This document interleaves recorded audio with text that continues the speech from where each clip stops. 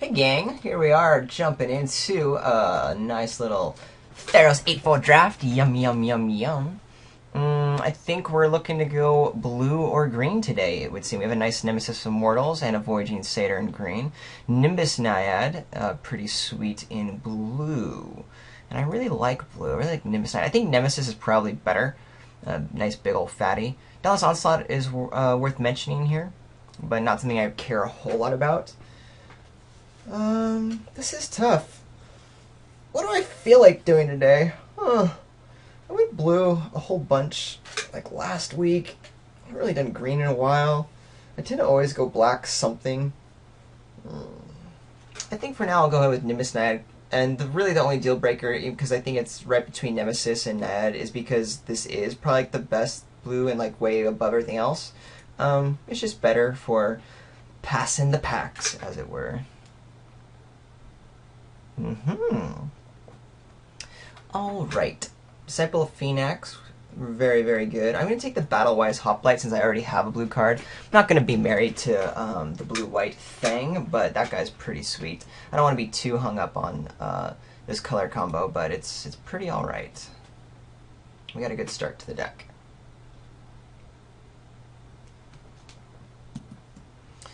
Oh wow, so right away we're not taking anything in the first two colors that we grabbed.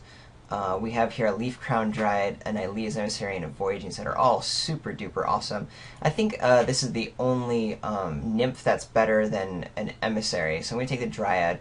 Satyr I do really like, and we're already past that, and the Nemesis Immortal, so green is not exactly where I want to be, but I'm actually okay with it, and I think Leaf Crown Dryad is just nutty, so we'll go there. Green-blue might be the game plan. What? Now there's an Erebos' Emissary? And we saw a Disciple before. This card's just insane and is a huge signal, so I'm interested in it. Versus, we can pick up like a God's Willing, Wave Crash Shrine. Those all work very well in this blue-white build. Griptide's also very tasty. Yeah, let's stay blue. This is a much weaker pick. I'm not going to take the God's Willing, so I don't know if I'm going to go white, though I would like to. And I think Wave Crash Train is going to be more relevant. If I am trying to shoot for this blue-white deck, it'll be fine. Griptide I do also like, but I think the Wave Crash Train is going to be a little bit more key to the game plan. Wow, we're still seeing more green. So looks like we're going to go green-blue. Or maybe just ban the blue, who knows. But I'm going to take the Leaf Crown over the Ordeal or the Sentinel Battermaster. Go this route. Very interesting.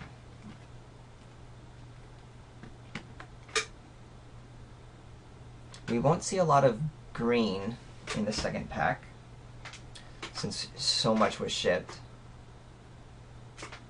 But we should be rewarded third pack, if that's really what's going on here. And here I'm happy to take a Savage Surge, since we're moving into green now. And there's really nothing else good in the pack. I don't care about the Snare Caster at all.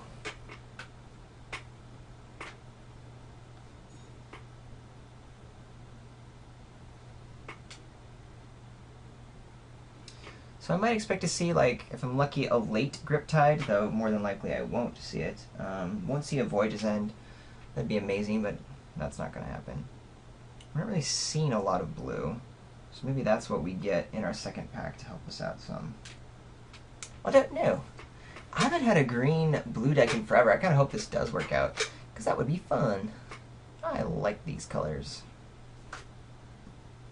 Alright, happy to grab the Disciple here. Start solidifying our green action. I think I'll take the Presence over the Amulet because we want to go base green. Hunt the Hunter finds sideboard card. But I think just having a main deck is a little bit nicer, so we'll go that route. And who knows, maybe we get like a bunch of devotion stuff going on with our green. Who knows? I want an Asp. Where's my Asp? I can't find my Asp. Well, another Presence. Should have taken the sideboard card. I'll just hate the Skull Cleaver. We're not going red, but that's fine. Didn't even like pay attention to the Benthic Giant. I guess I should have grabbed that since it's arguably playable. What up, Hoplite? pretty much no way that's going to be played now. White wasn't open, and I'm not abandoning green to go white-blue at all.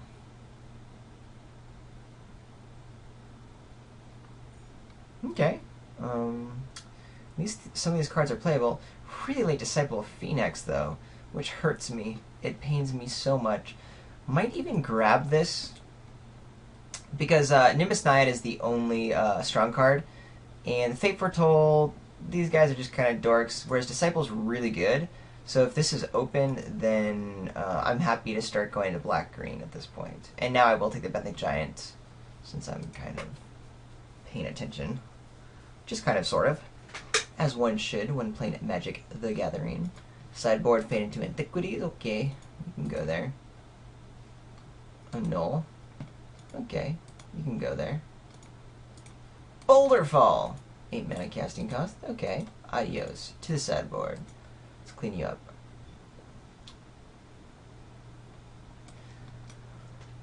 If only I had picked that Nemesis of Mortals up sooner. I don't think it was necessarily wrong to take the Naiad. I think it was...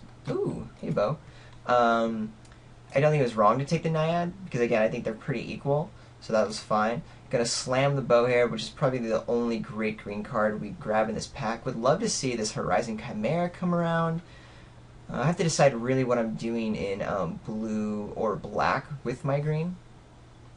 Not too sure yet. Man, Elmer, you are good. This is a great white card, but we're not going to go there. We're going to go bow. Bow upon bow upon bow. Right. So we're kind of already said we don't want to go white with this Hopeful Eidolon, correct? Correct. The Ordeal...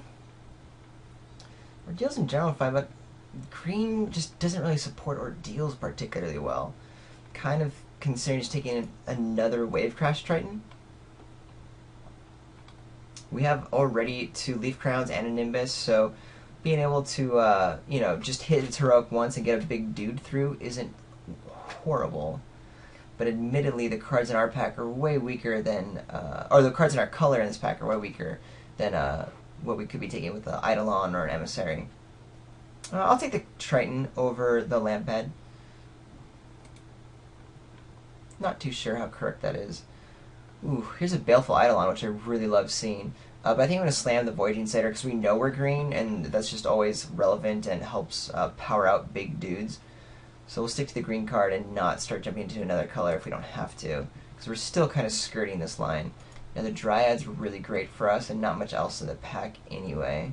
So that's cool. Red, some decent red.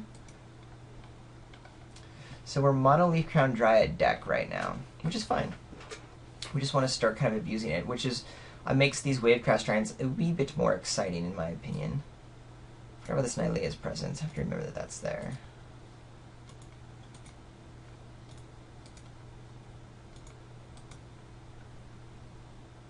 Ooh, Emissary. Ooh, Keepsake Gorgon. Ooh, Voyage's End. Well, gosh, isn't this just a bag of goodies? I think we're going to take the Shelly here, since I do have a few more blue creatures. I mean, the Corrigan's really good. Oy, yay, yay, yay. Could even be right to take the Voyage's End.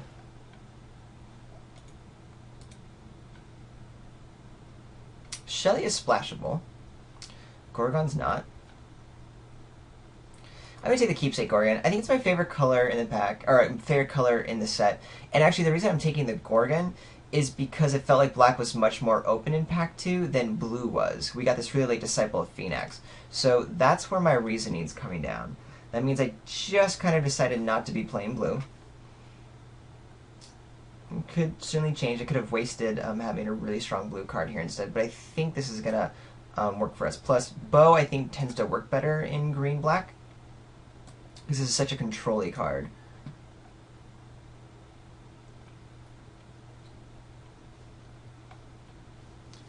That could have completely... This one pick might have just destroyed my draft, or just made it absolutely insane. Okay. So we're in pretty good shape here.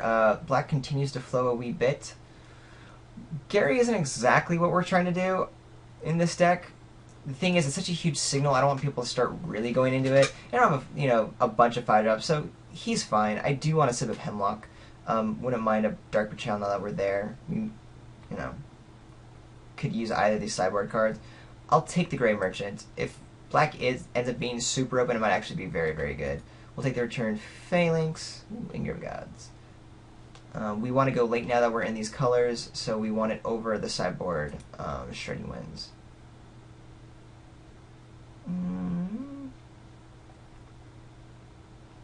I think I'll take the Amulet, actually, because there's a very strong chance that we're going to be splashing blue, and having the Amulet as well as an Elia's Presence means we have a pretty easy blue splash.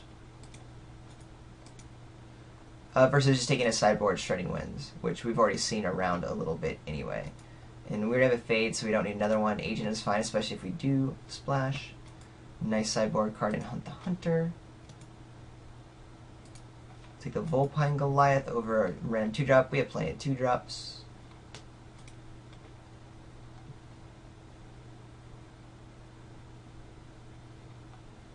Get out of here, Ill-Tempered Cyclops. You're too good. You shouldn't be there anymore.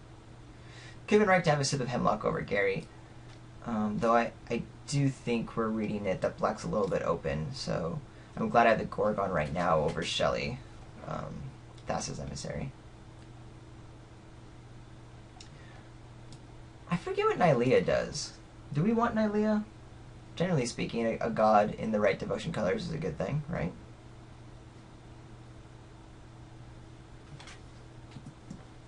And nothing here.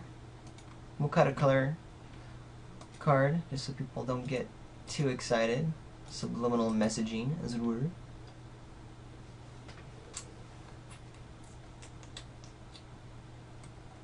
So Farika's Menders would be pretty nice, right? Yeah, those guys are good. Or the Reaper, that's a rare, but if we're dreaming, why not dream big? Such as that big old mountain.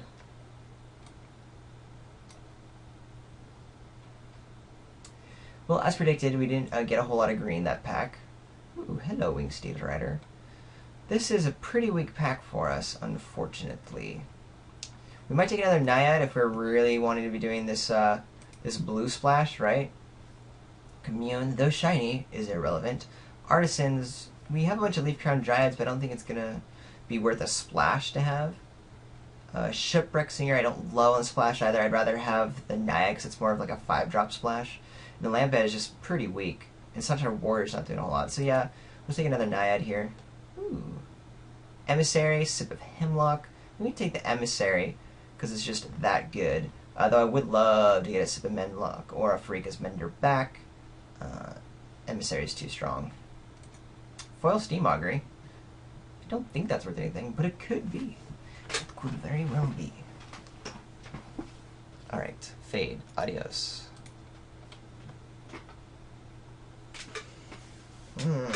There's that Sip. Ooh, but do I want Farika's Cure instead? No, I'm going to take the Sip, because we're going to be a little bit more on the green side, so having all of our double black up here will be fine. Wouldn't even mind this Unicorn to help with our splash.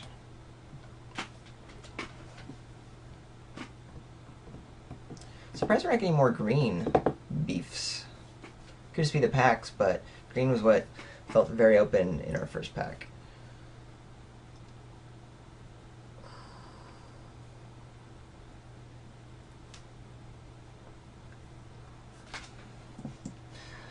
Oh, stoked at the Baleful Eidolon.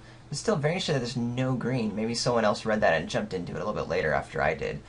Don't really care about the lessons or anything. Lightning Strike's the only other really good card in the pack. But yay, Baleful Eidolon. Cool frick on beans.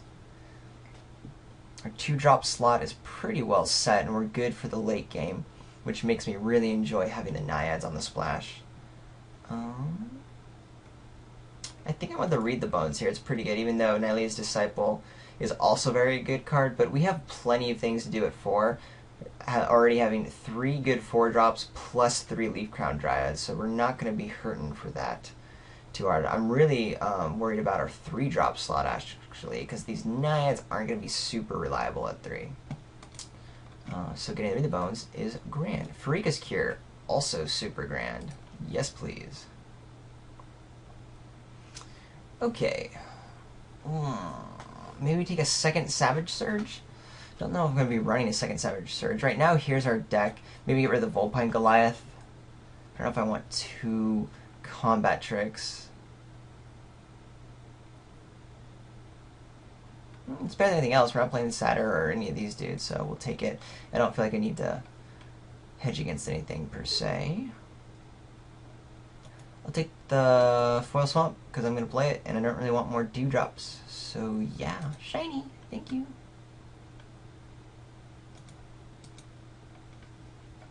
Nothing came back.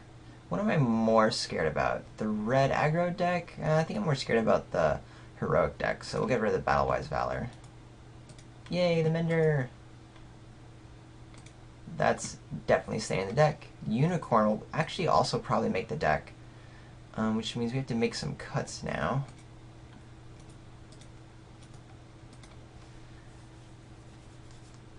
Maybe we don't do the splash, I'm not too sure.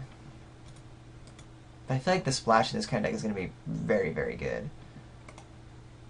But if we don't need it, we don't need it. Okay. Assuming return center we don't want, even though it's perfectly fine as a 4-drop, but we don't need 4s. Oh, hold on. We'll do this afterwards. Give me a moment, please. Okay, here's the start of the deck. I'm a little worried about how little removal we have, though I am still glad that we have the Gray Merchant. I think it would have been nice to have a second sip in hindsight, but I think it was the right pick to take it. And I am really glad that we went with this Gorgon over Shelly, because if we had gone Shelly, that would have been another blue card that would definitely be splashing, but we would have been really hurting. But getting a black that early was nice, because it was fairly open around us, I think. Anyway, we need to make sure that if we're playing these 2 Naiads, which I think are kind of key to the weakness of our deck, this shorts everything up, we do want to make sure that we have plenty of ways to get them cast. The Unicorn's there to help ramp, since we have a pretty high curve in what we're doing. So I'll bring in both our fixers here, and then still play 18 lands. That means we're just guaranteed to always be hitting our lands every turn, so there's going to be a little bit of a flood, but we have lots of things to do with our lands, and I think it's going to be pretty alright. I also like that the Phalanx and the Agent Horizons will be able to be activated, since we have plenty of blue sources for that. I could pull out one of our fixers to bring in like a Savage Surge, which is something I'm going to be looking for this sideboard pretty strongly, along with the Hunter, of course, with green. But I think for now we're just looking to play our powerful creatures, our big dudes, and our bow, and go late game, and not worry too much about the removal scene. So, definitely want to play our super duper shiny swamp.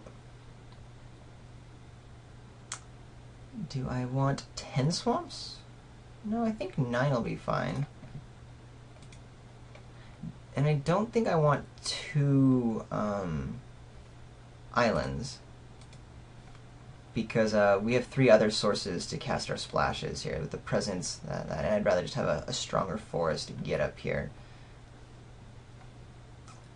And then really the question is, do I actually want an even, do I want more swamps than forest? Do a 9-8 split? I don't want to flip it around. Our black is actually a little bit later than our green, so we're actually going to flip it around. Even though there is a lot of double of that,